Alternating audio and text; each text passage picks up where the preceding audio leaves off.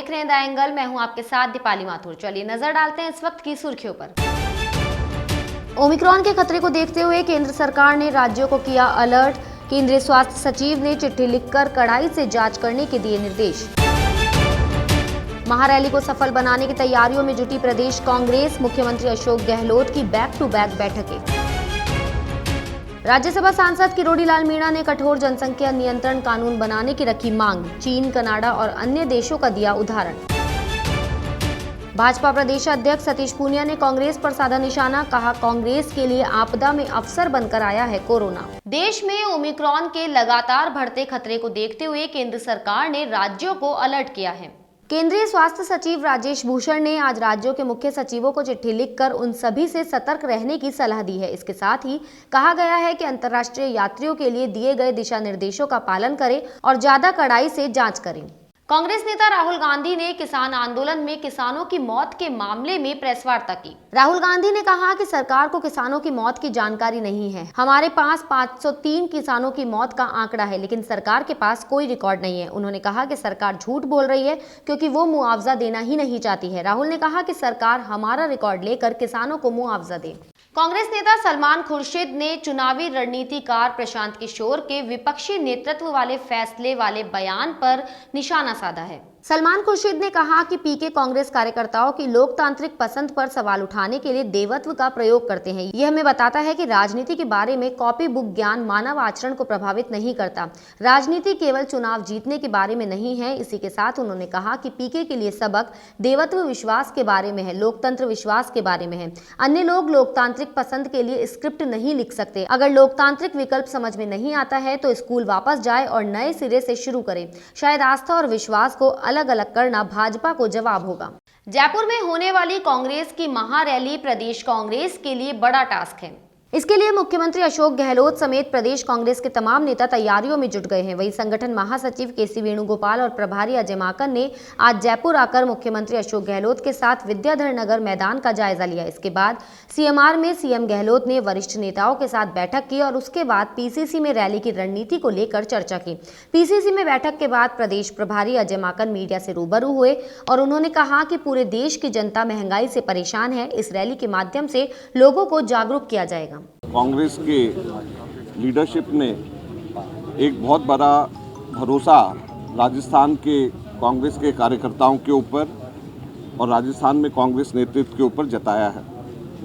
पहली बार राष्ट्रीय रैली दिल्ली से बाहर हो रही है और महंगाई के मुद्दे के ऊपर, इतने महत्वपूर्ण मुद्दे के ऊपर पहली बार राष्ट्रीय रैली दिल्ली से बाहर हो रही है और जयपुर को चुना गया। ये हम लोगों के लिए, जयपुर के लिए और राजस्थान के लिए बहुत बड़े गर्व की बात है और इसीलिए सभी कांग्रेस के लीडर्स और कार्यकर्ता बहुत उत्साहित हैं, क्योंकि हम लोगों के लिए बड़े गर्व की बात है कि कांग्रेस की लीडरशिप ने राजस्थान के कांग्रेस के नेताओं पे और कार्यकर्ताओं के ऊपर भरोसा जताया है और इसीलिए सब लोगों ने तय किया है कि कांग्रेस के सभी मिनिस्टर्स, कांग्रेस के सभी लीडर्स डिस्ट्रिक्ट्स, ब्लॉक्स, गांव के अंदर जा कर के मीटिंग्स अगले 3 दिन के अंदर लेंगे और महंगाई हटाओ रैली के लिए लोगों को प्रेरित करेंगे, उनको समझाएंगे, बताएंगे कि किस प्रकार से मोदी सरकार, केंद्र सरकार, भारतीय जनता पार्टी इसके लिए जिम्मेवार है।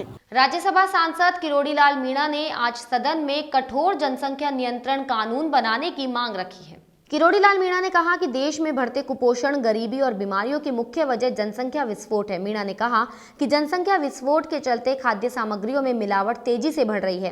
भाजपा सांसद के अनुसार समान शिक्षा और समाज नागरिक संहिता के साथ ही देश में प्रभावी जनसंख्या नियंत्रण कानून बनाया जाना भी आवश्यक है। मीणा ने इस दौरान अमेरिका, चीन, कनाडा और रूस जैसे देशों का भी उदाहरण दिया जो क्षेत्रफल की दृष्टि से भारत से बड़े हैं, लेकिन जनसंख्या वहां बेहद कम है।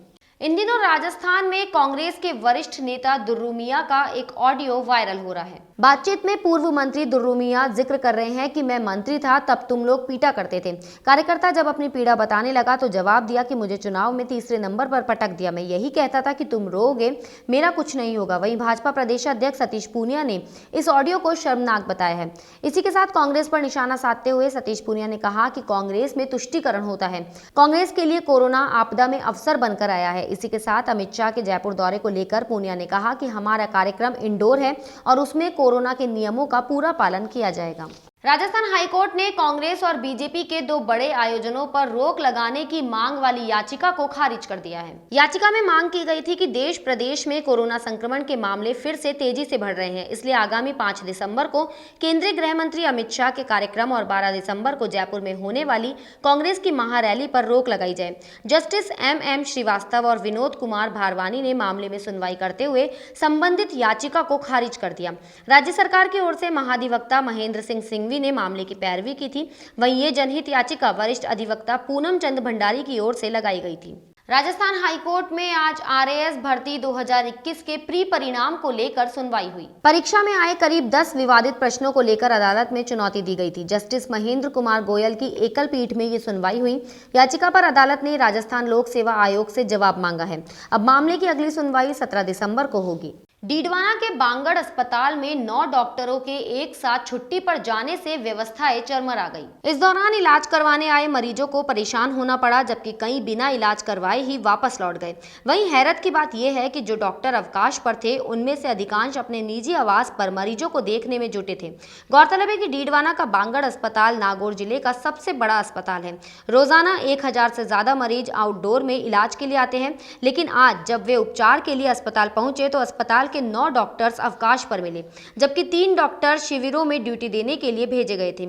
इससे कई मरीजों को निजी अस्पतालों का रुख करना पड़ा। इस पर पीएमओ इंदिराराम रणवा ने बताया कि अस्पताल में पर्याप्त चिकित्सक मौजूद हैं। सभी मरीजों का इलाज किया जा रहा है। जो चिकित्सक अवकाश पर है वह साप्ताहिक अवकाश के तहत छुट्टी पर है, जो एक सामान्य प्रक्रिया है।